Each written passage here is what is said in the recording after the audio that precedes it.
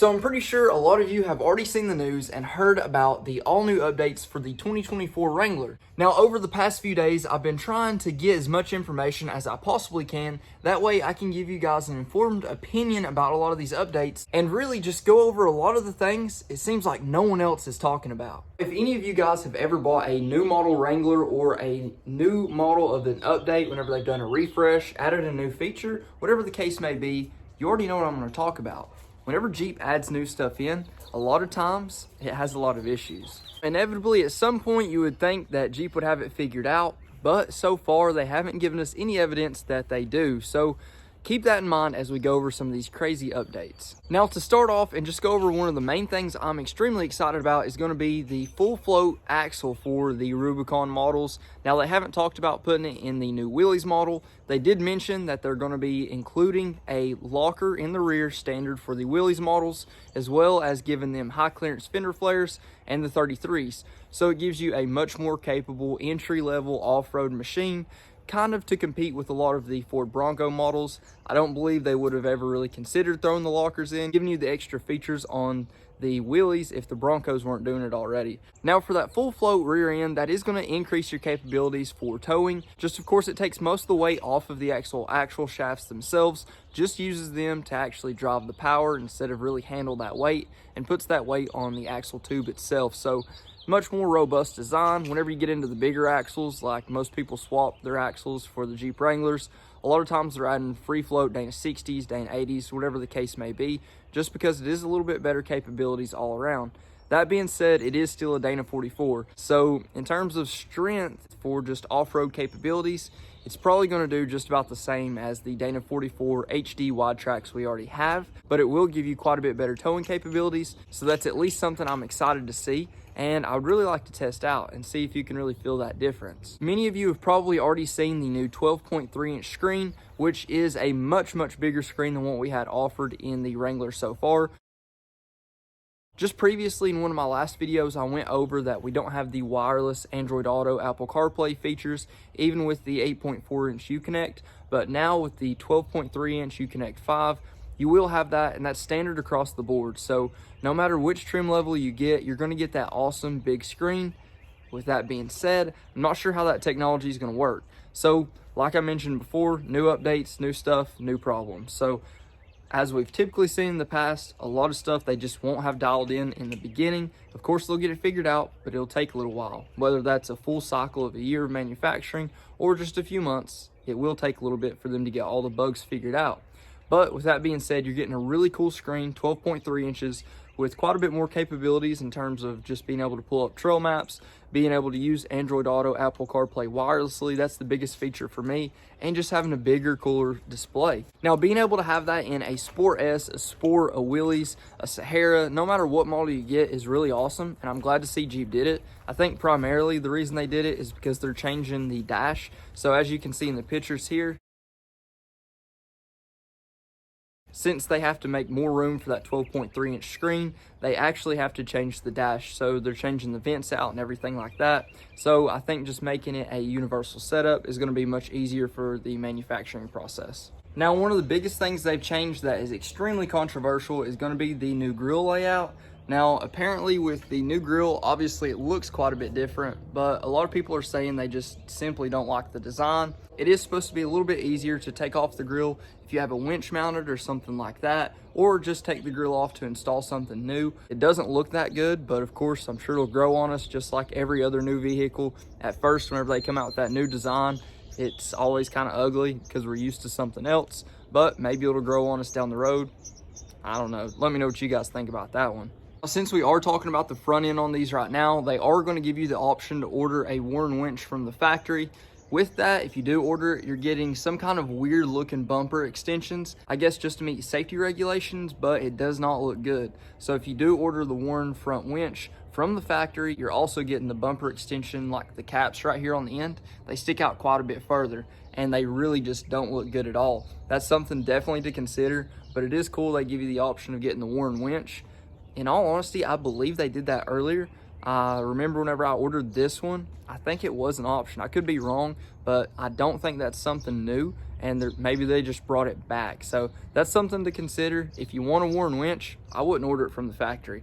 I would just get the normal bumper, the normal steel bumpers, and then get your winch later. That way you don't get that ugly look from the very front. Now, something a lot of people aren't talking about, but I found extremely interesting, is that they are actually discontinuing the stingray color for the Wranglers. So with that, they are coming out with a new color that is somewhat similar, the anvil.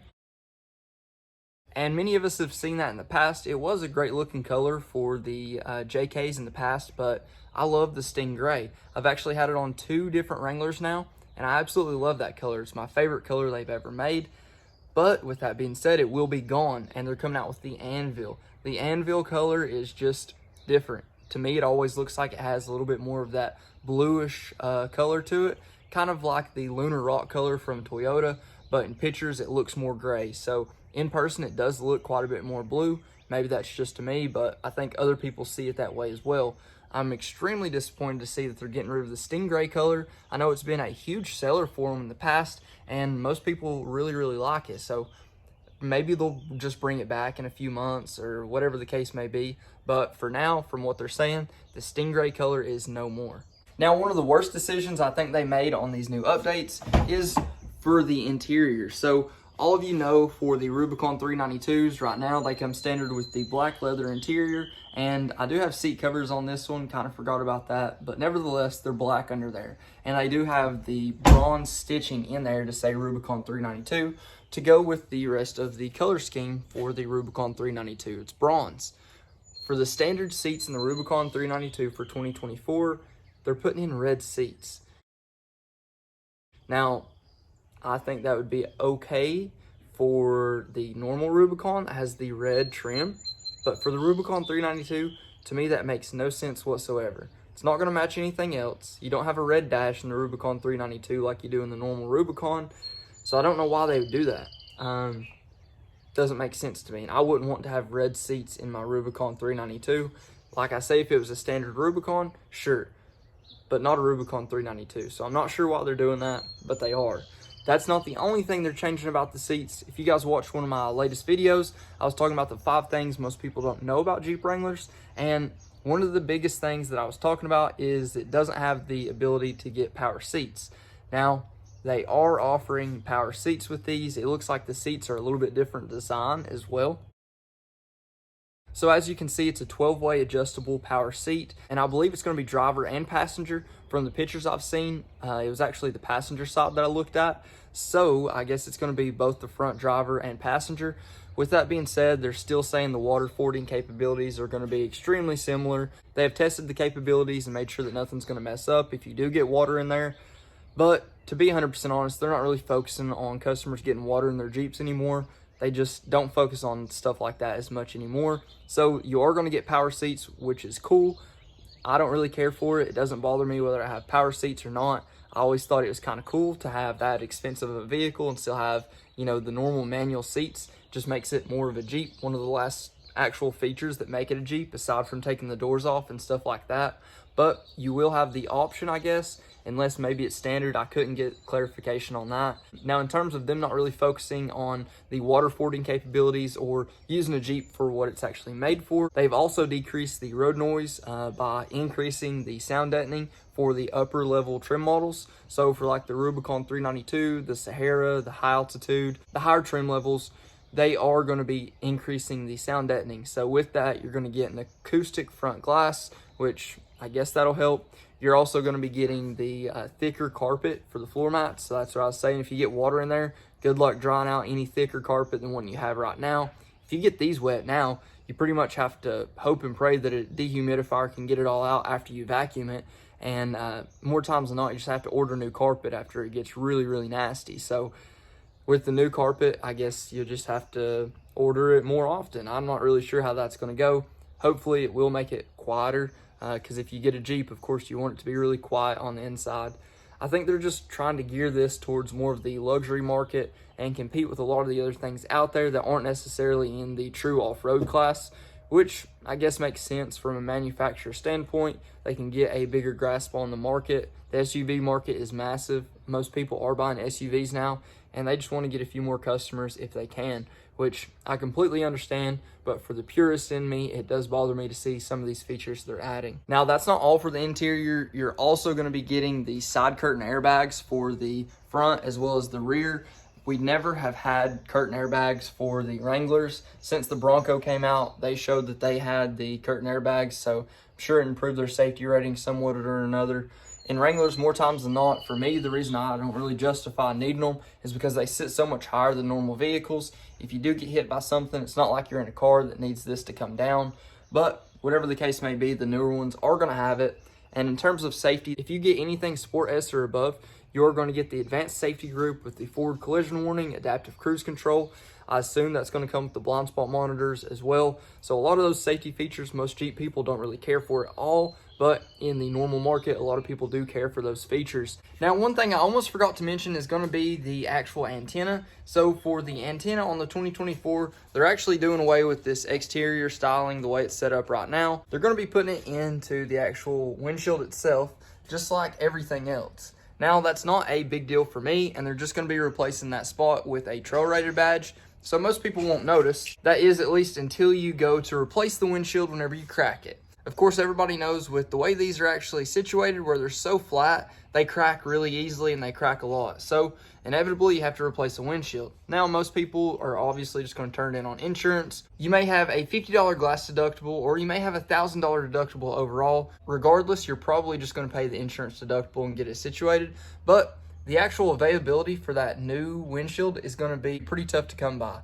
I know just for the ones like these with the forward collision warning and all those sensors in the front of the windshield that you need to have the cutout for, they're even pretty hard to find. So just adding another piece to that windshield, another specialized windshield, it's just going to be harder to find. But whatever the case may be, they're doing away with that. So all in all, that really wraps up the main updates I wanted to go over with you guys. I'm sure you've seen a lot of different videos going over the actual updates themselves, but I just wanted to give you my perspective on them. A lot of these things are going to take some trial and error. A lot of them are going to mess up whenever the new models come out. And I want you guys to be able to expect that, because Jeep is not known for making new products, new features, and them working right away.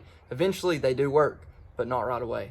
So I'm excited to see how all these actually come out, how they unfold, and how the prices really unfold. I think adding in a lot of these standard features on these more base level trims is going to increase the price quite a bit. So the days of getting a just standard $40,000 four-door Jeep are probably long gone at this point. And I guess we could have expected it, but you just hate to see it go. Well, let me know what you guys think about these all new updates. Let me know what you're excited for, what you're excited to see. If you haven't already, please like, comment, subscribe. Let me know what you think. Let me know what you want to see next. But until next time, Godspeed.